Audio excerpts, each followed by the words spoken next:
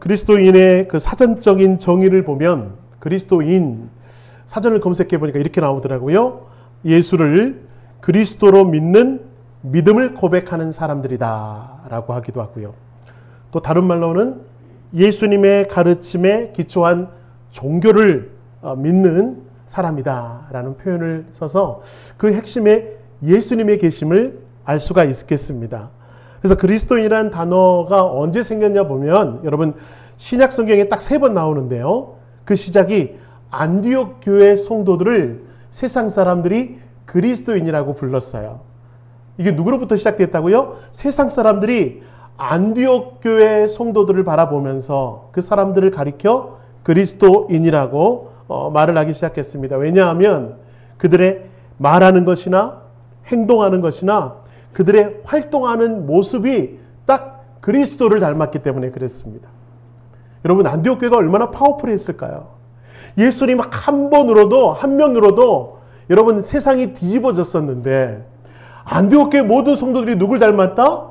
그리스도를 닮았다고 한다면 여러분 안디옥 교회가 했던 사역들이 얼마나 놀라웠을까?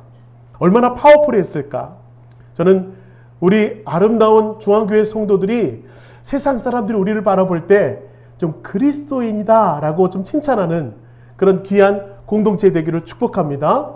그래서 여러분 한 사람 한 사람이 예수님을 닮아 이 지역을 변화시키고 예수님의 놀라운 사랑을 증거함으로 세상을 뒤집어 놓는 그런 사람 되시기를 축복합니다. 그래서요 안디옥 교회 성도들이 얼마나 뜨겁게 예수를 믿었는지 세상 사람들이 그들을 이렇게 표현했습니다.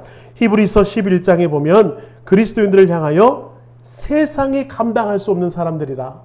얼마나 멋진 표현입니까? 뭐라고 표현했다고요? 세상이 감당할 수 없는 사람들이라. 아무리 고문을 하고 박해를 해도 그들의 얼굴에는 미소가 떠나지 않는 거예요.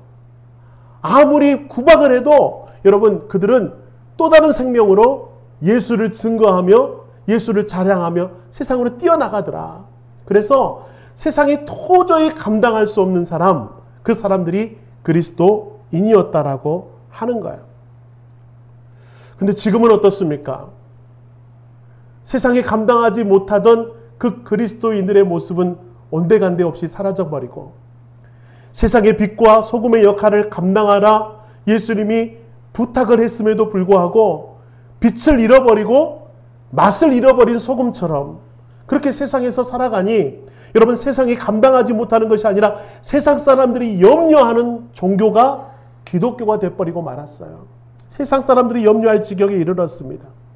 그런가 하면 여러분 코로나를 이유로 가난한 성도들이 많아지기 시작합니다.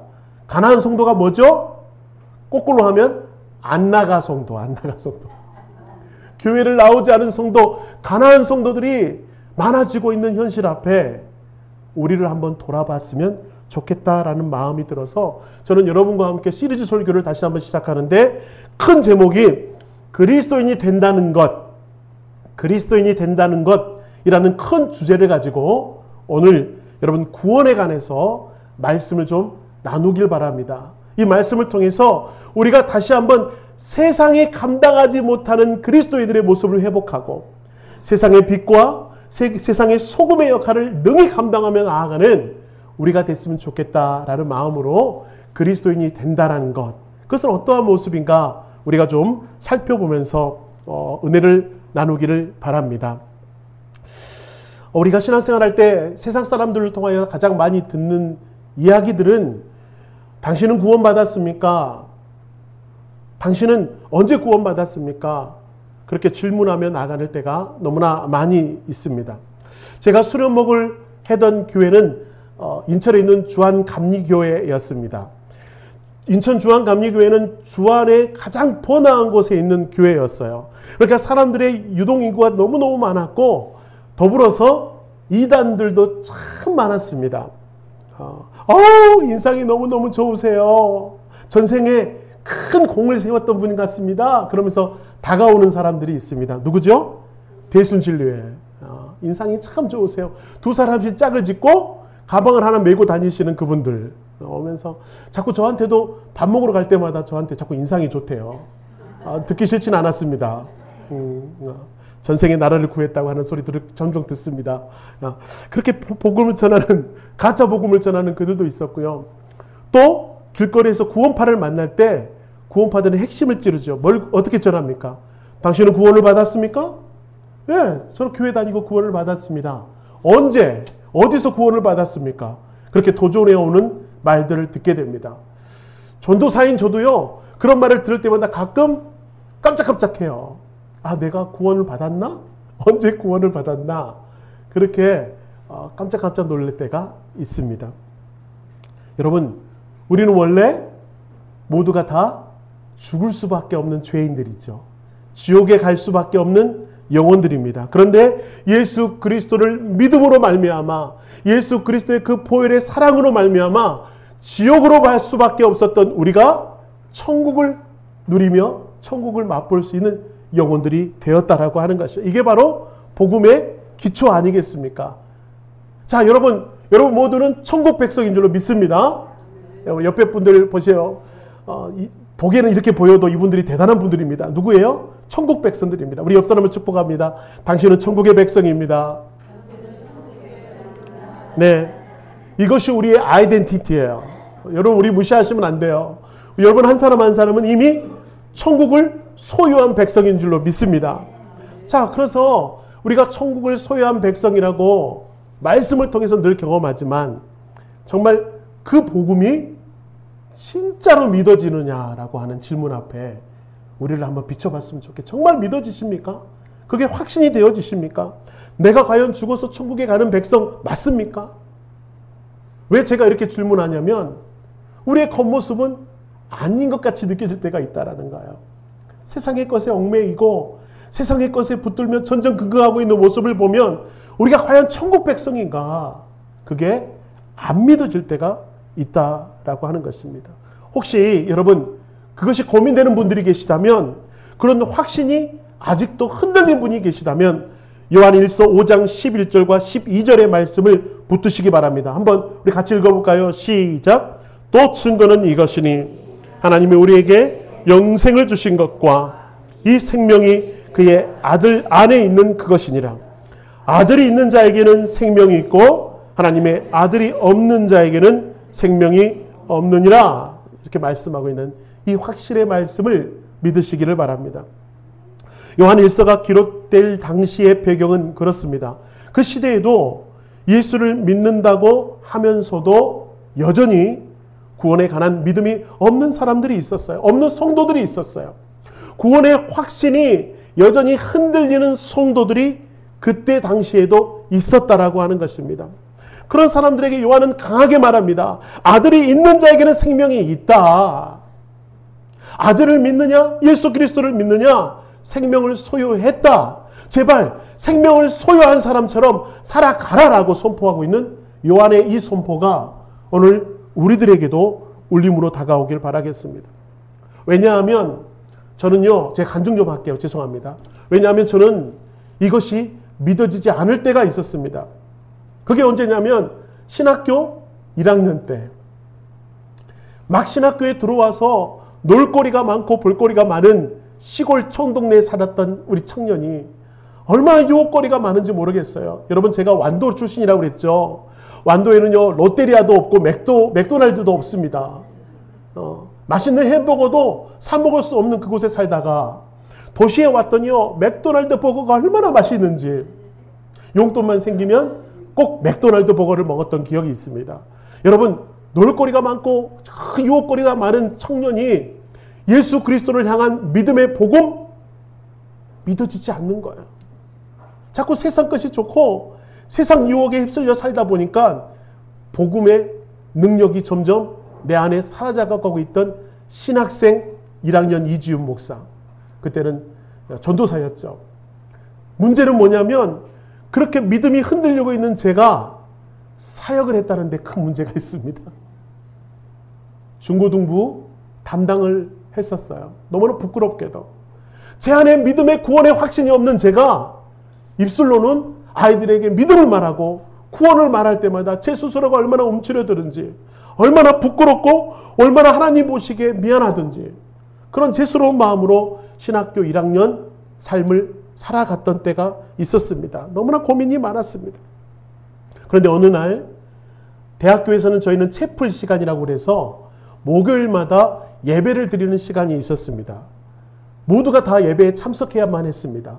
그날도 예배에 참석했는데요. 어떤 목사님인지 기억이 나지 않으나 그 목사님이 말씀을 뜨겁게 전하시더니 우리에게 도전해 주시는 말씀을 던집니다.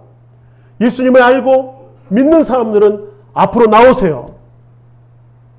예수를 믿고 구원받았음에 확신하는 우리 학생들은 앞으로 나오십시오라는 초청을 합니다. 근데 갑자기 제 마음속에도 저 앞에 나가고 싶은 마음이 드는 거예요. 하나님 저에게도 믿음을 주십시오. 구원의 확신을 주셔서 지금 뛰어나가는 저 아이들처럼 저도 나갈 수 있도록 역사하여 주십시오라고 간절히 기도하면서 무릎을 꿇고 고백하는데 하나님이 제 마음속에 뜨거운 확신의 마음을 주시는 거예요. 그 확신의 마음이 바로 오늘 우리가 읽었던 이 요한 1서의 말씀이었습니다. 이 말씀이 믿어지게 되고 아들을 믿는 그 믿음이면 저도 믿습니다. 저도 믿습니다. 라는 고백으로 앞으로 뛰어나갔고 그 목사님이 앞에 뛰어나온 모든 학생들, 그 많은 학생들을 다 일일이 안수할 때 그 목사님의 터치로 제가 성령의 충만함을 다시 한번 경험했던 그때가 있었어요. 세상이 달라지더라고요. 얼마나 세상이 아름다운지 여러분 제가 성악을 전공했기 때문에 늘 이태리 가고 독일 가고만 부르던 제 입술이 찬양이 흘러나오기 시작했습니다. 찬양이 터져나오고요. 교회 가는 것이 얼마나 즐거운지 아이들 만나는 것이 얼마나 즐거운지 막 제 안에 생명이 넘쳐 났던 때가 있었습니다.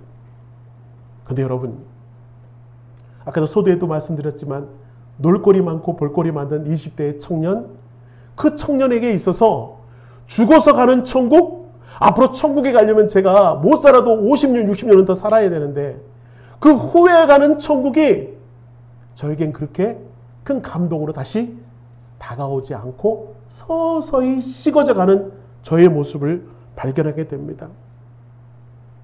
60년 후에 갈 천국, 그 천국이 점점 더 멀게만 느껴지고 마음이 다시 식어지더라라고 하는 거예요.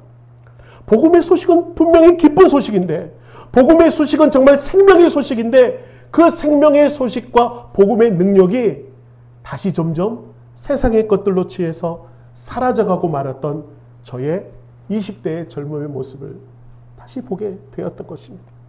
그런데 여러분 그런 저에게 오늘 이 삭개오의 복음의 말씀이 다시 능력으로 다가와요. 그러니까 하나님은 우리들에게 늘 그런 것 같아요. 한참 성령에 충만할 때는 뜨거웠다가 그것이 다시 식어져가고 다시 기회를 통해서 말씀을 주시고 다시 식어져가는 신앙의 여정이 우리들의 여정이었던 것 같습니다. 제가 마음이 다시 식어져 갈 때 교회에 와서 말씀을 듣는데 그 담임 목사님을 통해서 이 삭개오의 말씀을 듣고 제가 다시 한번 뜨거워지는 은혜를 체험하고요. 저는 이 누가복음 19장의 이 삭개오 이야기가 여러분에게도 제가 느꼈던 그 성령의 충만함이 여러분에게도 확신으로 다가오는 구원의 확신으로 다가오는 믿음의 사람 되시기를 축복합니다. 여러분 삭개오 이야기는 다 아시죠? 신앙생활 웬만큼 하시는 분들은 줄거리를 다 알고 있을 것입니다. 삭개오라는 사람의 그 정보가 그리 많지는 않습니다. 그의 부모가 그에게 이름을 지어줬는데 그 이름은 여러분 자카이, 그리스말로 자카이라고 그래서 그 뜻은 순결함, 정결함이라는 뜻이 있대요. 그러니까 부모님 마음에 우리 이 삭개오의 이름을 지어주면서 이 삭개오가 앞으로 인생을 살아갈 때 정말 예수 잘 믿는 사람처럼 정결하게 정말 순결하게 인생을 살았으면 좋겠다라고 아마 이름을 지어 주었을 것입니다. 그런데 삭개오는 그 이름처럼 살지 못했어요. 많은 사람들에게 손찌금 받는 그런 사람이었습니다. 삭개오는 여러분 세금을 걷는 세리장이었습니다. 문제는 뭐냐면 10만 원을 걷어야 되는데 20만 원을 걷는 거예요. 그래서 10만 원은 로마에다 갖다 바치고 10만 원은 자기 호주머니를 채우던 그런 사람이 삭개오였습니다. 아주 나쁜 사람이라는 증거가 무엇입니까? 예수님이 삭개오 집에 간다는 소식을 듣고 주위에 있는 사람들이 난리가 났어요. 아니 예수가 저 쳐죽일 놈의 집에 간다고? 죄송합니다. 너무 강하게 표현했죠. 예수 그렇게 안 뵀는데 삭개오는 똑같은 사람 아니야? 이렇게 사람들이 난리가 날 만큼 삭개오는 평판이 나빴던 사람이면 틀림이 없습니다. 그 삭개오의 집에 예수님이 찾아오셨고 얼마나 머물러 계셨는지 성경에 나와 있지 않습니다. 만약에 삭개오 집에 하룻밤 정도 묵었다면 1박 2일 동안 삭개오는 예수님과 함께 했을 것입니다. 많은 대화가 오고 갔을 것입니다. 아마 삭개오는 예수님을 잠을 재우지 않으셨을 거예요. 옆에서 조자조자조자 얘기하면서 예수님의 얘기를 듣느라고 삭개오가 정신없는 밤을 보내고, 성경은 어떤 대화가 오갔는지를 알 수 없으나 딱 이 한 절의 말씀을 우리에게 들려주고 있습니다. 자, 볼까요? 누가복음 19장 8절의 말씀 한번 같이 읽겠습니다. 시작. 삭개오가 서서 주께 여짜오되 주여 보시옵소서, 내 소유의 절반을 가난한 자들에게 주겠사오며 만일 누구 것을 속여 빼앗은 일이 있으면 내 갑전이나 갚겠나이다. 많은 얘기가 오갔을 것입니다. 수많은 대화가 오갔을 것이나 성경은 이 얘기가 너무나 중요하기 때문에 이 얘기를 기록해 놓고 있는데, 그 얘기가 뭐라고요? 변화된 삭개오의 고백이라는 겁니다. 제가 세 번역으로 다시 한번 읽어드리겠습니다. 여러분 화면을 보시고 따라오십시오. 주여 보십시오. 제 소유물의 반을 떼어서 가난한 사람들에게 주겠습니다. 누군가를 속여 얻은 것이 있다면 4배로 갚아 주겠습니다. 예수님이 시킨 것이 아니었습니다. 삭개오야, 네가 좀 이런 삶을 살았으면 좋겠다라고 한 것이 아니라 삭개오가 자진해서 지금 이런 고백을 올려주고 있는 것입니다. 늘 남의 것을 빼앗으며 살았던 삭개오가, 여러분 그 빼앗은 사람에게 4배로 갚아준다면 삭개오는 어떻게 될까요? 거지가 될 것입니다. 가진 것을 다 털어야 될 것입니다. 삭개오는요, 그의 가치관이 지금 바뀌는 놀라운 역사를 경험하고 있다라는 것입니다. 삭개오가 더 이상 돈이 자기 인생의 주인이 아니라는 거예요. 삭개오가 있어서 세상의 부와 아름다운 집이 더 이상 자신의 배경이 되지 않는다라고 지금 고백하는 거예요. 무엇이 배경입니까? 예수님이 그의 삶의 배경이 되었고 예수님이 그의 삶의 참 주인이 되었다라고 하는 거예요. 삭개오가 변화되었습니다. 한마디로 구원받았습니다. 여러분, 구원이라고 하는 것은 바로 이것입니다. 우리의 삶의 변화, 우리의 내면의 변화가 바로 구원이라고 하는 거예요. 이제 삭개오는 자기 이름을 다시 되찾게 되었습니다. 깨끗하고 청결한 사람이 되었습니다. 그러자 예수님이 그를 이렇게 칭찬합니다. 오늘 본문이죠. 같이 한번 읽어볼까요? 오늘 구원이 이 집에 이르렀으니 이 사람도 아브라함의 자손이다. 할렐루야. 오늘 구원이 어디에 이르렀다고요? 이 집에 이르렀다. 여기서 특별히 은혜가 되는 부분이 있습니다. 구원이라고 하는 것도 은혜가 되는데 이르렀다. 미래형입니까? 아니면 현재 진행형입니까? 현재 진행되고 있는 이야기입니다. 구원이 이 집에 이르렀다.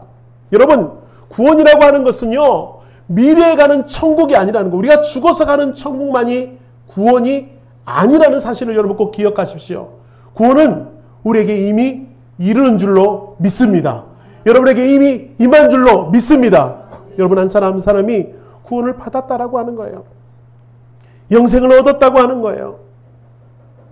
여러분, 영생과 구원은 이미 우리에게 임한 줄로 믿습니다. 우리가 비록 환경이 어렵다 할지라도, 경제적인 여건이 힘이 들고 아직도 취업난으로 고생을 하고 여러분 생활고로 힘이 든다 할지라도 이곳에 이미 구원이 임했다고 한다면 우리 삶은 어떻게 바뀌어야 될까? 정말 우리가 구원받은 사람의 모습을 지니고 있는가? 내가 구원받았나? 자신을 한번 돌아보았으면 좋겠습니다. 구원받은 사람은 다르더라라고 하는 거예요. 여러분, 삭개오가 저렇게 바뀌게 될 줄 어떻게 알았겠습니까? 손가락질 받던 삭개오가 어쩜 저렇게 바뀔 수가 있죠? 왜냐하면 예수로 인하여 구원받았기에 그의 인생이 바뀌게 되었어요. 성경학자들은 말합니다. 모르긴 몰라도 삭개오는 깡통을 찼을 거라고. 자신이 가지고 있는 모든 소유를 팔아도 여러분 자신의 재산의 반을 어려운 사람들에게 나눠주고 남의 것을 빼앗으면 네 몇 갑절이나 갚으려면은 삭개오는 깡통을 찼을 거라고. 그러나 그는 더 이상 불행하지가 않습니다. 진짜 행복을 누렸기 때문에 그는 변화가 일어났고 예수 그리스도의 자녀가 되었다라고 하는 거예요. 그의 모습을 곰곰이 생각해 보니까 말씀을 준비하는데 갑자기 노래 하나가 생각이 납니다. 찬양이 아니고 노래가 생각나서 죄송합니다. 그 노래의 제목은 환생이라고 하는 윤종신의 노래예요. 이 노래 아세요? 그렇죠. 맨날 말씀 읽고 기도하느라고 가요는 모르죠. 늘 말씀에 전념하시느라고 이런 노래가 있어요. 다시 태어난 것 같아요. 지은이 아니? 오, 알아. 그렇습니다. 이런 노래가 있어요. 근데 여러분, 이 노래 가사를 한번 보세요. 같이 한번 읽어볼까요? 같이 읽겠습니다. 시작. 다시 태어난 것 같아요. 내 모든 게 달라졌어요. 그대 만난 후로 난 새 사람이 됐어요.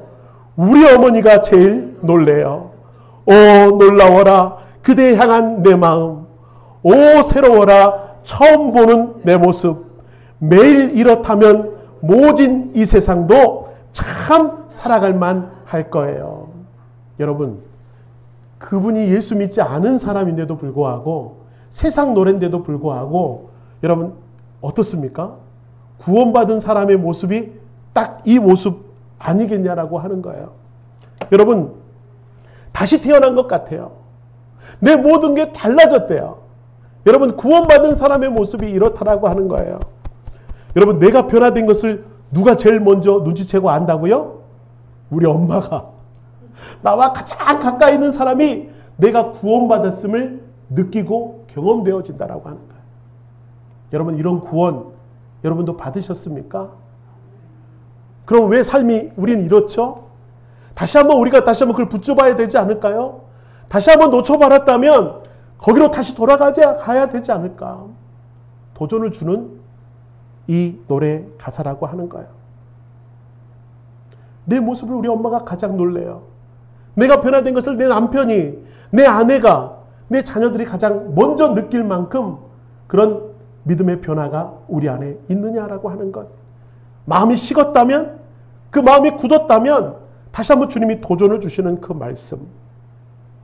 그러므로 구원은 죽어서 가는 천국이 아니라 지금 이곳에서 경험하는 놀라운 말씀이라고 하는 것. 복음서에도 예수님은 그걸 강조하십니다. 너무너무 중요하기 때문에 복음서에서 예수님은 이걸 너무 강조하세요. 자, 읽어볼게요. 누가복음 17장 20절과 21절 한번 같이 읽겠습니다. 시작. 바리새파 사람들이 하나님 나라가 언제 올 것인지 물어보자 예수께서 대답하셨습니다. 하나님의 나라는 눈으로 볼 수 있는 모습으로 오지 않는다. 또한 보라 여기 있다. 보라 저기 있다 하고 말할 수도 없다. 하나님의 나라는 너희 안에 있느니라. 할렐루야. 하나님의 나라는 여러분 안에 있음이 소유하였습니다. 여러분은 이미 하나님의 나라를 붙들고 사는 사람입니다. 그렇다고 한다면 세상 것에 휘둘리는 인생이 아니라 이 복음으로 가슴 뜨거워지며 이 복음으로 좀 행복하며 이 복음으로 세상이 아름다워지는 그런 믿음의 삶을 좀 살아야 되지 않겠냐라고 하는 거예요. 제가 목사 안수 받을 때 저희 친구가 어떻게 알고 전화를 했더라고요. 저희 친구는 예수 믿지 않은 친구였습니다. 그러면서 저희 친구가 저에게 목사 안수 받은 첫날 정말 기쁨에 차 있었던 저에게 했던 말이 기억이 납니다. 저한테 뭐라고 전화했냐면 너 이제 빼도 박도 못하고 목사가 돼버렸다. 사투리를 쓰면서 아이고 너 그러다가 진짜 천국이 없으면 어쩌려고 그러냐? 제가 뭐라고 대답했을까요? 야, 천국이 없어도 돼. 천국이 없어도 돼. 나 지금 너무 기뻐서 그래. 나 목사, 나같이 부족한 사람을 목사 삼아주신 하나님이 너무 감사하고 기뻐서 나 지금 천국을 누리고 있어. 나 죽어서 천국 없어도 돼. 친구에게 그렇게 말했던 것이 기억이 납니다. 여러분, 지금 이 땅에서 천국을 맛보고 살고 계십니까? 그렇다면 우리의 모습은 좀 어떻게 달라져야 될까요? 아마 지금의 모습, 천국을 맛보고 누리고 사는 성도들도 계시겠지만 혹시 천국을 놓쳐버리고 나에게 주신 구원의 기쁨, 그 구원의 감격을 놓쳐버린 성도님이 계시다면 우리 시간 같이 기도해야 되지 않을까요? 기도합시다. 주여, 내가 놓쳐버린 천국 다시 한번 허락해 주시고 내가 놓쳐버린 구원 다시 한번 허락해 주셔서 이 땅에서 비록 내 호주머니는 좀 허전하다 할지라도, 비록 작은 평수의 삶을 산다 할지라도 그곳에서 천국을 누리며 맛보는 복된 삶 살 수 있도록 주여 역사하여 주옵소서.